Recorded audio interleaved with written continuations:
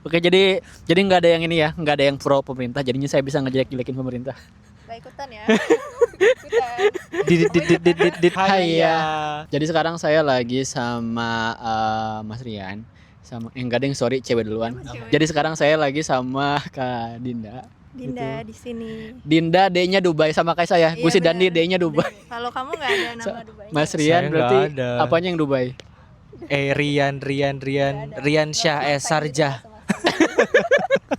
Saya tuh mau ngebahas soal intinya ini sih culture shock, tapi bakal ngebahas culture shock yang kita alamin secara personal di luar kerjaan dan di kerjaannya sendiri masing-masing gitu. Coba dimulai, jangan banyak-banyak deh, 100 poin aja.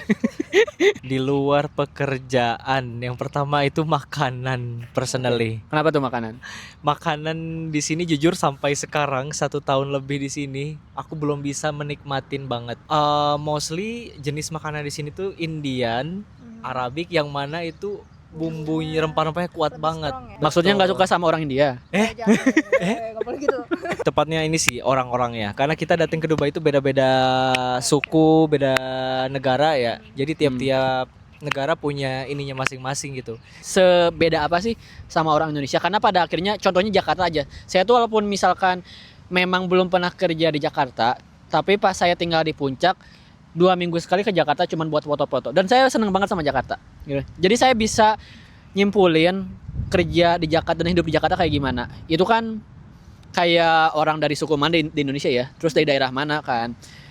Ya pada akhirnya kan di Indonesia. Nah bedanya sama di Dubai itu apa coba? Apakah dari segi omongan mereka, dari segi rasisme misalkan, atau dari segi isu apa? Ada salah satu ras dari negara tertentu, mereka itu tipikal yang gimana ya? Oke, let's say mungkin kita bisa akui mereka tuh memang pintar, tapi di sisi lain secara attitude atau apa nggak ada apa-apanya sama kita Indonesia. Indonesia tuh dimanapun kalian berada, attitude selalu terbaik. Dipandang lah ya di sini. Betul. Tapi orang Indonesia yang di luar negeri ngerasa dipandang atau di respect tuh, apakah karena kita nggak enakan? Nah itu dia kan, iya That's kan, the point. iya kan. Iya. Kayaknya iya sih. Kayak emang suka ngerasa nggak enakan aja nggak sih? Gi- Capek nggak sih jadi orang nggak enakan? Capek kali pun kurasa memang. Tapi gitu nggak sampai sekarang Mas Rian atau misalkan Kak Dinda nggak enakan nggak? Soalnya saya masih nggak enakan orangnya. Kalau aku pribadi karena jujur untuk beberapa bulan pertama emang nggak enakan banget. Iya. Tapi aku belajar kalau aku nggak enakan, kita akan merasa seperti direndahin atau kurang diapresiasi. Jadi sekarang aku udah bisa nge-reverse itu semua, jadi lebih percaya diri. Harus lebih berani Yes. speak up aja sih. Untuk hal-hal yang kita ngerasa nggak suka atau kita belum respect ke beberapa orang, ya omongin aja gitu, jangan dipendam. Karena untuk sifat ke nggak enakan itu nggak bisa kalau di sini gitu sebenarnya ya. Tapi untuk yang awal-awal baru kesini mungkin ya itu pasti normal lah untuk kita menyesuaikan rasa nggak enakan itu gitu kan. Tanpa mengurangi rasa Hormat. ya dari Kak Dinda sendiri. Personal ya. Apa? Untuk personal. Pengen banget dipegangin. Oh iya, manja banget sih. Gimini. Jangan sebut-sebut.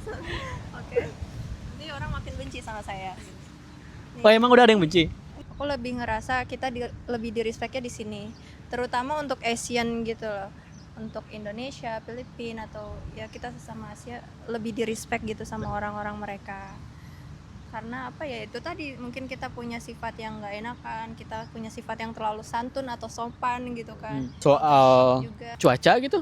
Soalnya pertama kali saya ke sini tuh yaitu tanggal 4 Juli. 4 Juli 2025. Summer dong.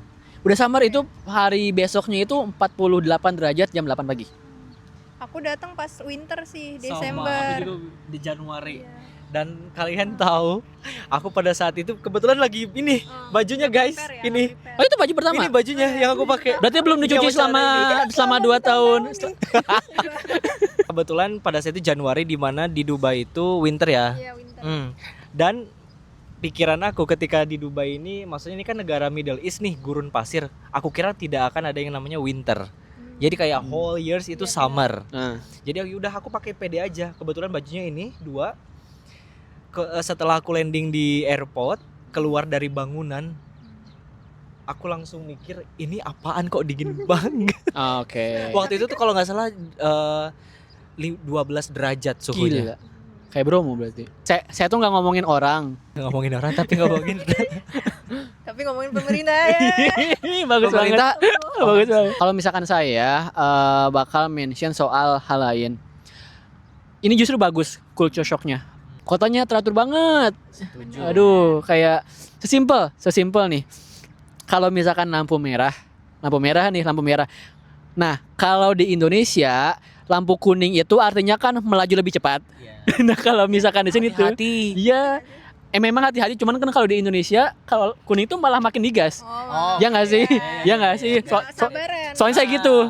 Soalnya saya- Bener. Nah, tapi kalau misalkan di sini tuh kuning tuh memang mematuhi peraturannya aja. Dan once temen-temen itu ngelihat mau nyebrang, si pengguna jalannya itu, which is yang pakai motor, yang pakai mobil, yang pakai bus RTA, yang public transport, itu bakal memprioritaskan kita.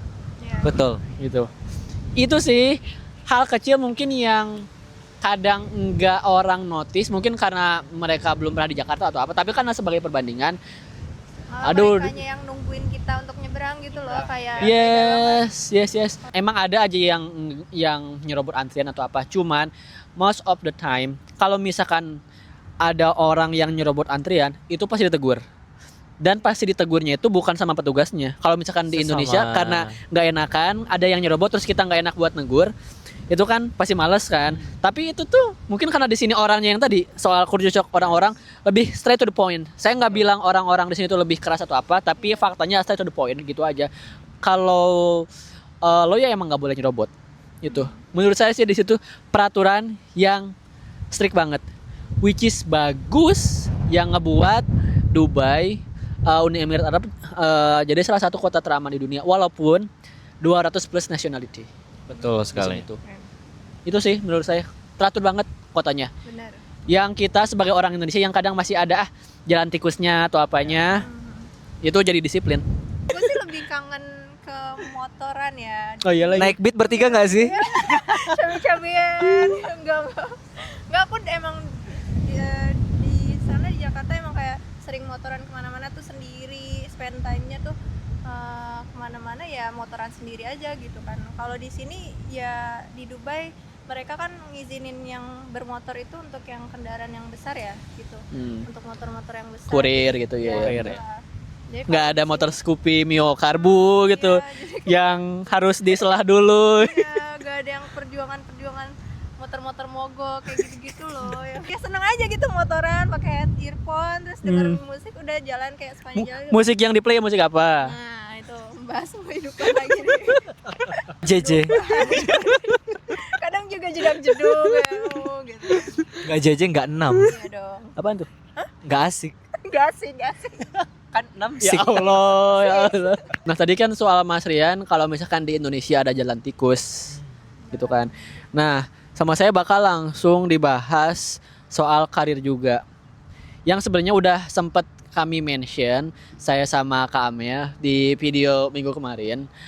Kalau misalkan di sini tuh politiknya itu memang ada, karena teman-teman pernah ini nggak sih dalam satu divisi itu manajernya dari negara mana, terus bawahannya dari negara mana, manajernya narik orang tersebut. Tapi di sini tuh